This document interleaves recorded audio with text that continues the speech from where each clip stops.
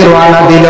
ও আল্লাহ জানাইলা সুবহানাল্লাযী আসরা বিআবদিহি লাইলাম মিনাল মাসজিদিল হারাম ইলাল মাসজিদিল আকসা। সুবহানাল্লাযী, ও আল্লাহ পাক যে পাক জাতে তোমাদের আল্লাহ জাতে নবীর সফর করাইছেন প্রথমে মসজিদুল হারাম থেকে মসজিদে আকসা পর্যন্ত, বুরাকে লইয়া গেল মসজিদে আকসা পর্যন্ত। আকসা মানে ফিলিস্তিন যে বাইতুল মাকদিস যে মসজিদ, এই মসজিদে গিয়ে আল্লাহর রাসূলে সারা ইমাম হলো, সারা নবী হলরে পিছে রাখিয়া আর আল্লাহর রাসূলে ইমামতি করলা, 2 রাকাত নামাজ পড়াইলা। সুবহানাল্লাহ। এর লাগি আমরা নবী যখন ইমামুল আম্বিয়া, সব নবী হলো ইমাম, কোন রাসূলুল্লাহ গিয়া ইমামতি করছে না, সারা নবী হল পিছে আসলা। আমরা নবীর জানাজার নামাজ হে পড়াইল, হে ইমামতি করল, কোন দলিল আছে নেই বলে না। রাসূলুল্লাহ ওফাতের পূর্বে সাহাবায়ে কেরাম মগলে জানতে চাইলা, ইয়া রাসূলুল্লাহ আপনার ওফাতের পরে খারা গোসল দিবা, হে গোসল দিতা। ইয়া রাসূলুল্লাহ আপনার ওফাতের পরে হে কবর কুদিতা। ইয়া রাসূলুল্লাহ ওফাতের পরে হে জানাজার নামাজ ও ইমামতি করতা। আল্লাহর রাসূল ফরমাইল, ও সাহাবী হল শুনো, আমার ওফাতের পরে আমার আহলে বাইত আমার গোষ্ঠীর মানুষ আমারে গোসল দিবা। দ্বিতীয়ত আমার কবর কুদার লাগি আবু তালহা নামক সাহাবী তাইন বড় ইচ্ছা করছেন, ওসিয়ত করছেন, তাইন আমার কবরটা খুদিয়া রাখবা। 3 নম্বরে আমার জানাজা পড়িবার আগে তুমি তাইন গোসল দেওয়াইও, গোসল দেওয়া হয়ে যাইব। কাফন পরিধান করার পরে আমার যে জায়গার মধ্যে দফন করা হইত সেই জায়গার মধ্যে নিয়ে তুমি তান রাখি দিও। প্রথমে আসমানের ফেরেশতাগণ আসিয়া আমার জানাজা পড়িবা, প্রথমে ফেরেশতাগণ আমার জানাজা করবা। আর 2 নম্বর ইয়া থাকছে গিয়া তুমি তান একা একা আমার জানাজার নামাজ তুমি তান পড়ি লইও, আমার ইমামতি হে করা লাগতো নাই। আল্লাহর রাসূলের হে ইমামতি করতা, যারে আল্লাহ জমিন সারা নবী হলর ইমাম বানাইয়া জমিন পাঠাইছ। সুবহানাল্লাহ। রাসূলুল্লাহর জানাজা জমাতে হইছে না, খেয়াল রাখবা। আর রাসূলুল্লাহর জামানা তারাবির নামাজ জমাতে আসলো না, রাসূলুল্লাহ তাতে তারাবির নামাজ জমাতে আসলো না। এখন আমরা সারাই জমাতে পড়িয়া নিলা না, সারাই পড়িয়া তে নবীজির পরে যেটা নতুন আবিষ্কার ওটারে হওয়া হয় বিদআত।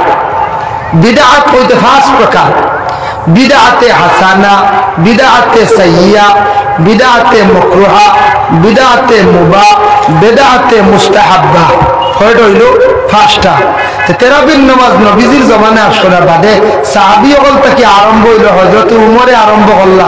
এইটা নতুন বার হইল বেদাত।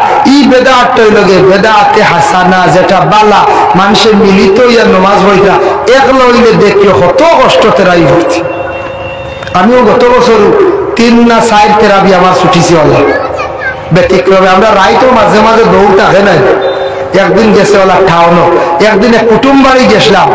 আর কুটুম বাড়ি গিয়া হইলাম অমুক জায়গার যে তেরাবি পড়ি লাইম, অমুক জায়গা হইতে হইতে যাইতে যাইতে দেখি আধা তেরাবি গেছে কি জানছি না, ইনো যেন তো আকবর লাগিছে। কোনো কোনো জায়গা তেরাবি আকবর হই নাই না, ওলা ব্যতিক্রমে 3 বা 4 তেরাবি নিজে নিজে পড়া করছি। এদিন বুঝা গেছে মাঝখানে 2 বার খানি খাইছি দেখি একলা পড়ার লাগিয়া হাসাও হইয়া 4 রাকাত পড়িয়া চা খাপা বাধা নাই। মুম্বাই আমি এক মসজিদে একবার, মুম্বাই মহারাষ্ট্র একবার নমাজও তেরাবির নমাজ পড়া পড়ি গেল গিয়া ও এক রাইতো আসতাম এক মসজিদে দেওয়া 4 রাকাত পড়িয়া মানুষ বাড়িয়ে যায় যে আমি ওইটা খিতা আনবো। 4 রাকাত পড়িয়া গিয়া দেখি বারে খেতলি দিয়ে চা বইয়া রাখা, চা খাইতরা ফাঁকাইতরা 10 মিনিট 12 মিনিট গিয়ালে ও আইয়া হিরিবার আরো 4 রাকাত ধরেছেন। যাইজ আছে না যাইজ না? আমরা তো শৈলাম যে কোনো মেসাব এখন বলে 8 রাকাত নামাজ বা দায়িত্ব আর রেস্ট লই ঘুমান কইবা সামনে বছর বিদায় দেও আলিয়ার আলিয়া ভোগান দিয়ে বললাম এটা আইসি কইবাই না আইসি নামাজ পড়তাম একটা শেষ হইতো ও আলিয়া বললাম সামনে বিদায় 2 বছর কোন সুরে যাবে জায়গা তেরাবির নামাজ 4 রাকাত পড়িয়া রেস্ট লইতা। ও সুবহানাল্লাহ সুবহানাল্লাহ মুলকি করি নানি ইগু রেস্ট লাগে, ও রেস্ট যখন কিতা করতা ও সুবহানাল্লাহ মুলকি হলো সব পাইবা, রেস্ট লইতা দম লইতা। আমি মহারাষ্ট্র পাইছি, সৌদি তো শুনছি ওলা আছে, কিছু জায়গাত আছে ও আমল করেন, সব জায়গাত মানুষ না 4 রাকাত 8 রাকাত পড়িয়া দম লইতা আপনি পড়িতা। যাই হোক এর লাগে বিশেষ করিয়া দেওয়ান তেরাবির নামাজ জমাতে হইছে না, কিন্তু হযরতে উমরে দেখছেন তেরাবির নামাজ জমাতের সহিত যদি আরম্ভ করি নাই মানুষ এলোমেলো অবস্থায় একলা একলা খালি নামাজ পড়িতরা, খেও নপড়ের খেও হনপড়ের খেও বাড়িত পড়ের খেও মসজিদের কোনাত পড়ের খেও মসজিদের বারিন্দাত পড়ের। হায় রে হায়, যদি আমরা সারা পরামর্শ করিয়া জমাতে আরম্ভ করিলাই, বাকি নমাজ জমাতে জেলা খাতারে সুন্দর করিয়া খাড়াইয়া নমাজ পড়য় ও নমাজ খান তালা পড়িলাই সাহাবী হলে সবার সম্মতিক্রমে তারাবির নমাজ আদায় আরম্ভ করলা জমাতে। বিশেষ করিয়া অবদান হইল হযরতে ওমরের। এর লাগি এটা হইল বেদাতে হাসানা। ই বেদাত আমরা সারায় আদায় করে কোনো অসুবিধা নাই। ও মাইকো যেন আমি মাতিয়ার গইল গিয়াবার বেদাত মাইক আসলে নবীজির জবানায় না, এগু বেদাত। কিন্তু এই যে উপকার করেন না বাড়িতে কি মা বোন হলে ওয়াজ শুনরা, আজ যদি ওয়াজ লাগাই দেন মাইকা নই না প্যান্ডেল গাড়ি তৈয়ার করে অন জুড়ে জুড়ে আলিম হলে ওয়াজ করেন, ওয়াজ তো হয়ে গেছে, ওয়াজ তো মুক্তি কইলা ওয়াজ ওয়াজও নসিহত কর না, ওয়াজ হয়ে গেছে। মা বই হলে শুনলা না, প্রতিবেশী মানুষের শুনলা না, হইবা ইনু আর একবার ওয়াজ হইল ইনু বেটান গেছেন যা মনে হয় সিন্দি খাইয়া আই গেছেন, হইবাই না না হইতে হইবা ওয়াজ হইল গিয়ে মাইক লাগে হয়, মাইক ছাড়া ওয়াজ হয় না, ওয়াজের কোনো সৌন্দর্য হয় না। মাইক সেটিং রয়েছে বাড়িতে কি মা বই হলে ওয়াজ শুনতাম। আর আমরা পুরুষ লোক আমরা বেটা মানুষ সব মহফিল তসিব আনতাম, আমরা বাড়িতে থাকতাম। যাই হোক আল্লাহর বান্দাগণ, এর জন্য বিশেষ করিয়া দয়া করে আল্লাহ রসুলের মেরাজ কিভাবে নসিব হইল। আল্লাহ রসুলের মেরাজ অন্যান্য নবীদের মতো নাই, রাসূলুল্লাহর মেরাজ নসিব হইছে। দেখো কেমন সুন্দর করে আল্লাহ মেরাজ নসিব করাইছে। রাসূলুল্লাহ আল্লাহ ইমামুল আম্বিয়া বানাইছে। সমস্ত নবী হলে বাইতুল মকদিসের মধ্যে 2 রাকাত নামাজ পিছনে ইক্তেদা করলা, আমার নবীর সামনে গিয়া 2 রাকাত নামাজ জমাতে পড়াইলাম। ফিলিস্তিন বাইতুল মকদিস আল্লাহ তার নিকট দিয়ে আল্লাহ ইবাদত করবো। আমরা সারা দোয়া করতাম না করতাম, সবে দোয়া করেন যে নামাজ পড়িয়া আল্লাহ বালা করবো, আল্লাহ মসজিদুল আকসার বাইতুল মকদিসের হেফাজত করো, সবে দোয়া করতাম। একা একা দিন দিয়ে দোয়া করো পাশে।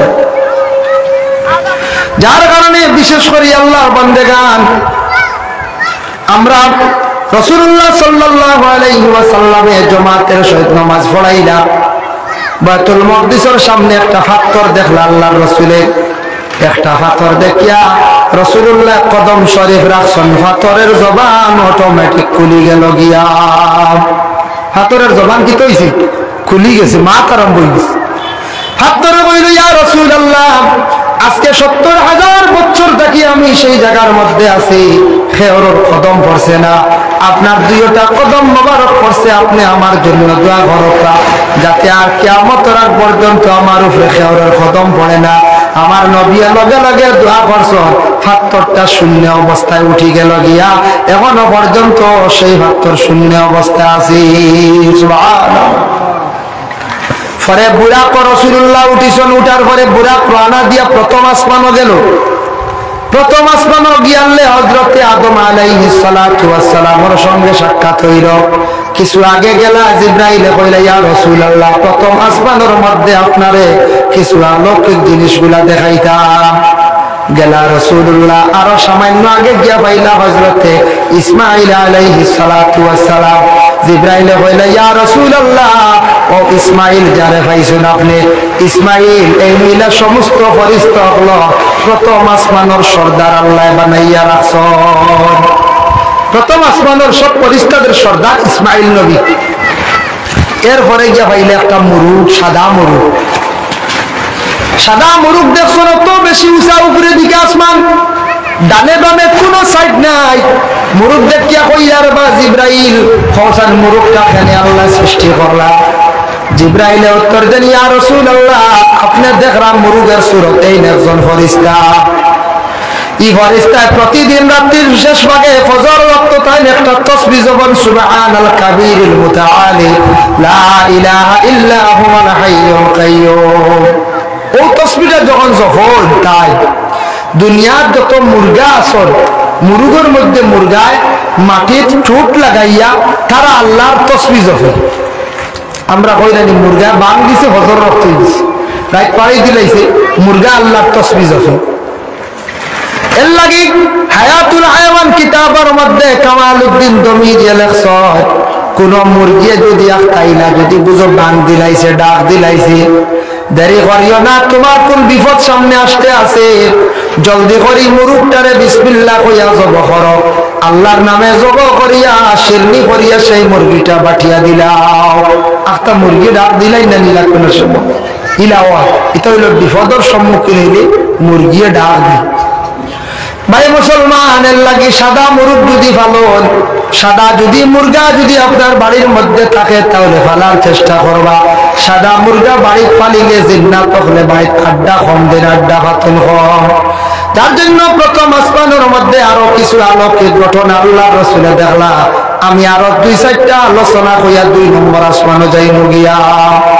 2 নম্বর আসমানে আলোচনা যাইব প্রথম আসমানে রাসূলুল্লাহ দেখলা একটা মুরগা 2 নম্বরে দেখলা আরেক বুড়ো মানুষ আগ্নির তক্তার মধ্যে বসাইয়া রাখা ছুটিটা পারেন না খালি চিৎকার দিতা আগুনের তক্তার মধ্যে জিবরাইলের প্রশ্ন করলাম ও জিবরাইল এরা কোন কারণে আগ্নির তক্তার মধ্যে খালি বসার চিৎকার দিতা আমারে খোঁজায় জিবরাইলের উত্তর দেন ইয়া রাসূলুল্লাহ দুনিয়ার জমিনে এক বুড়ো মানুষ এইভাবে আগুনের তক্তার মধ্যে এরা কি করবা আগুনের তক্তার মধ্যে বিশেষ করিয়া আগুনের তক্তার মধ্যে দুনিয়ার জমিনে এরা বাজারের তক্তার মধ্যে বসিয়া বিভিন্ন জায়গার মধ্যে বসিয়া মানুষের খালি সমালোচনা মানুষের খালি নিন্দা করবা এরা নিন্দাকারী হলরে আল্লাহ এইভাবে আগ্নির তক্তার মধ্যে বসাই আল্লাহ শাস্তি দিবা খেয়াল করছেন আমরা দুনিয়া বলা হয় না নিয়ে পুরো মানুষে বুঝি না